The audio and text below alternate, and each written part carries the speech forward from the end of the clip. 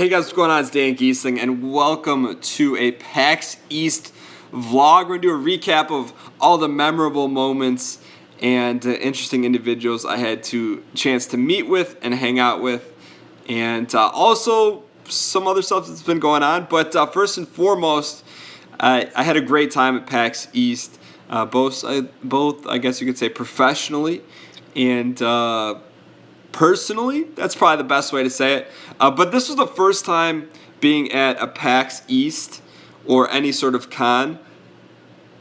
What's up, guys? Or any side of con where I was away from my family for the first time. Family meaning my wife and son. And so when I went on this, went to this con, I'm like, hey, I have to make the most of this. Not that I haven't made the most of it in the past, but really like every dinner, every lunch, every meetup, every meeting, every appointment, like I totally took advantage of and really had a good time, or possibly maybe the best PAX I've ever had because of it. So I'm shooting this vlog live on YouTube because I just shot it and from my phone, and it got chucked out the window, so it didn't save. So I'm shooting this live, so if you're watching this live, thank you guys for tuning in. But first and foremost, it wouldn't be true to PAX form without talking about hanging out with the crew, right? So Northern Lion, Kate, Austin, Rob's girlfriend Melf, and Maya. It was just really cool to hang out with everyone because you play so many games with these guys over the past 2 years, and rarely do we get a chance to meet.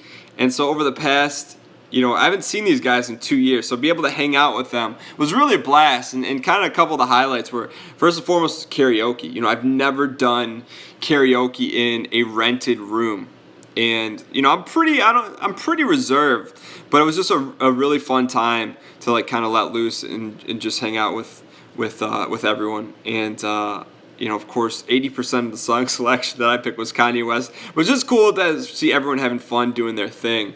Outside of that, we played this board game called like Password or Passcode or Phrase Code, something like that. But it was just a lot of fun getting a chance to play that with everyone. Just really spent some time hanging out because all the time, that we hang out online, we're just like playing games, but to be able to hang out there in person was a lot of fun.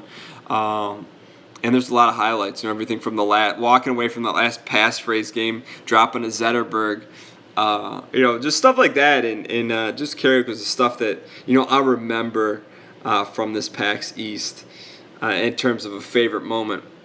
Yeah, Ryan and I sang some killers, but everyone sang everything together. It was just a lot of fun, and I guess that's the best way to describe it. It was just like kind of unabashed, like no one cared. We just enjoyed each other's company.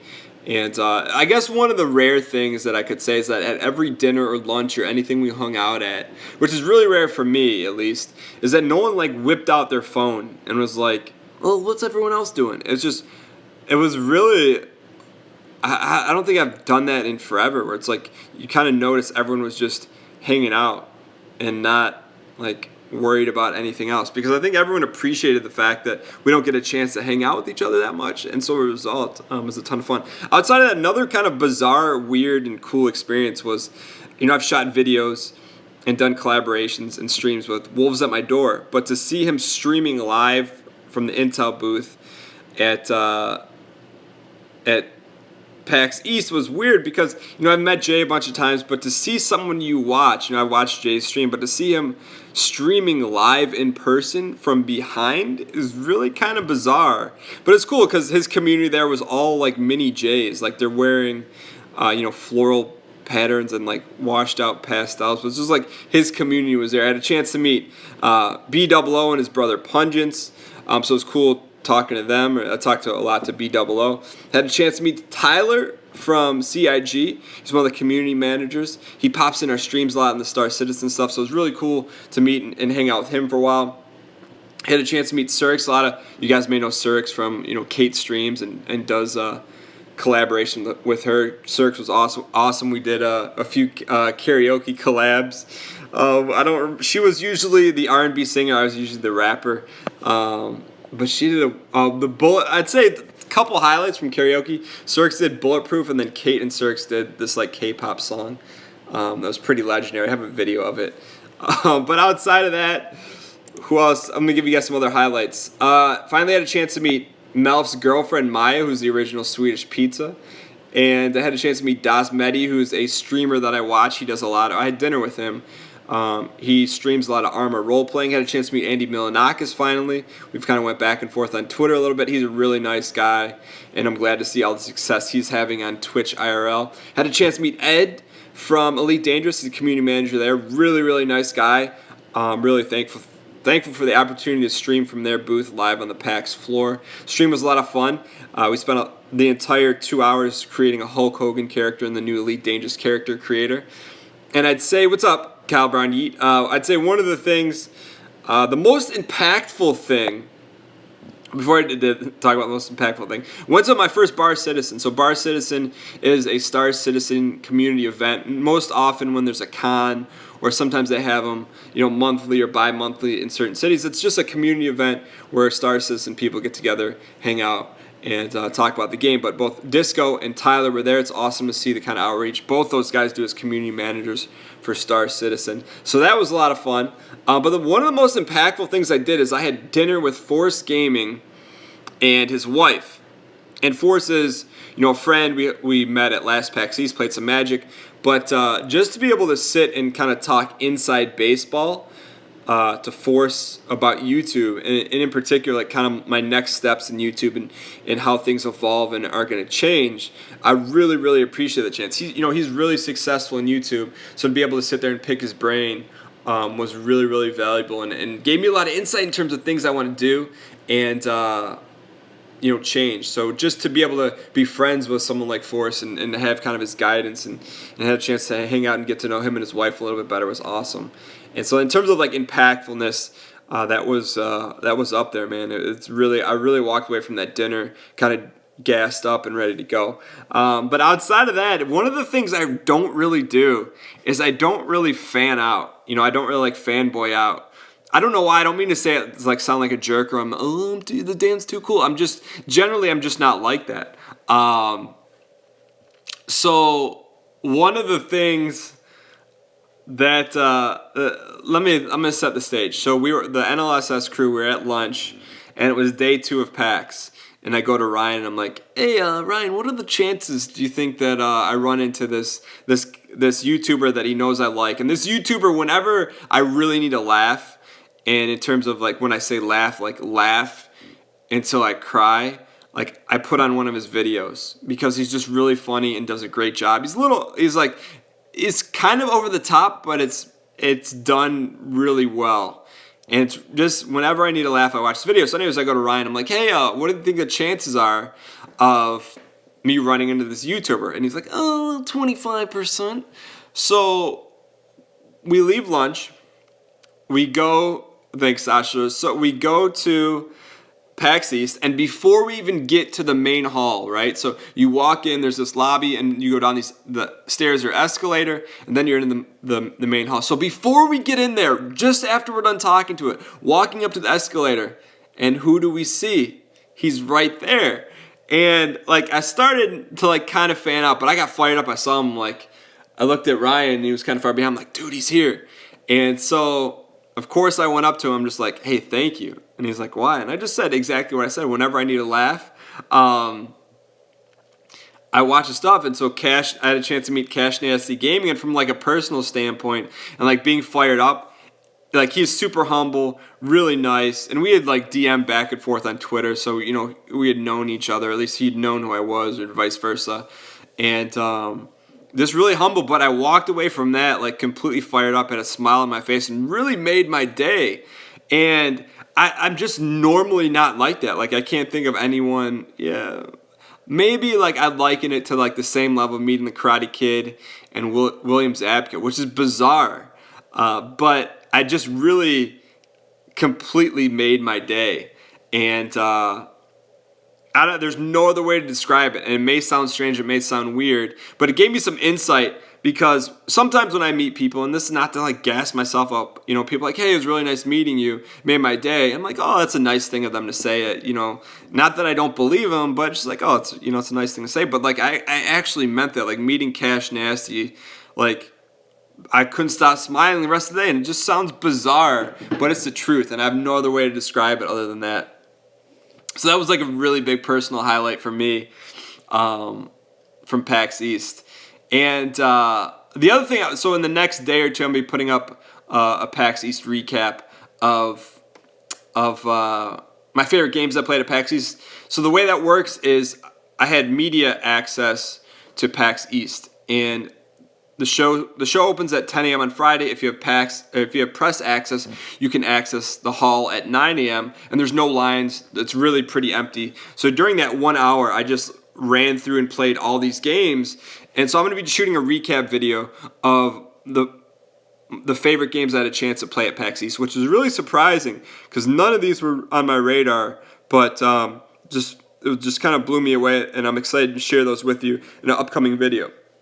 Outside of that, I do want to tell you guys that I was able to get a rare H1Z1 skin from PAX East. And so long story short, the developers, so H1Z1 and Daybreak did not have a presence at PAX East. They didn't have a booth. They didn't have like any sort of setup. However, one of the devs tweeted out saying that, hey, if you find me at PAX East, I'll give you one of these rare skin codes. And so when I was walking through PAX East, I was kind of on high alert, like looking around, looking for this dude everywhere. And it's like toward the end of the second day, I'm having lunch with Wolves at my door and his girlfriend, Kate Edge, super sweet girl. Really enjoyed the lunch. But anyway, so we sit down, and I'm like looking over Jay. I'm like, that's the dude. And he's like, what dude? I'm like, that's the H1Z1 dude. He's like, okay. He's like, well, I'm like, if we go up to him, we'll get a free code. But it's kind of like, you know, it's kind of rude to interrupt someone at lunch and be like, oh, can I have one of those skins? Can I have a skin key? So I didn't want to be rude. I didn't want to impose. So I finessed him a little bit. Here's what I did. I went to our waitress, and I'm like, and our waitress had no clue what was going on. I'm like, hey, can you go over to that table and just ask that individual if he has any keys? And she's like, keys? What are you talking about? Like, ma'am, I would really appreciate if you do that. So, of course, she was like, had no clue, but she went over and did it. You know, because I didn't want to interrupt the guy's lunch. It's like, come on, he's sitting down. It was with people. It's like, you don't want to be that guy. And so she went over, and within like 15 seconds of her saying that, he got up, walked over her table, and he's like, hey, you know, I appreciate you not interrupting our lunch. It's like, here's a rare skin coat. And then he gave one to me, Jay, and Kate. And I guess the moral of the story is I'm fired up. It's like some weird unicorn dark purple mask skin, which I'm fired up to use. I'll show it off in our next H1Z1 video. But I think he just appreciated the fact that we didn't interrupt his lunch. You know, because not that it's rude. Like, if people have done that to me, it's not rude.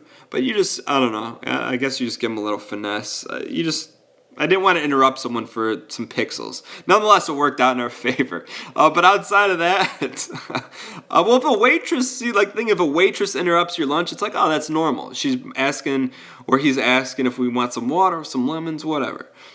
So anyways, outside of that, let's get into our channel numbers. Last week we had 75,000 views. This week are 58,000. Those went down a little bit. Last week we had 2,330 likes. This week they were 1,964. Those went down a little bit. Comments last week were 370. 2 weeks ago, this week they're 392. Those went up. And last week we had 204 new subscribers. This week we had 160. Those were all pretty good, which was good. Outside of that, there's something else I wanted to tell you guys.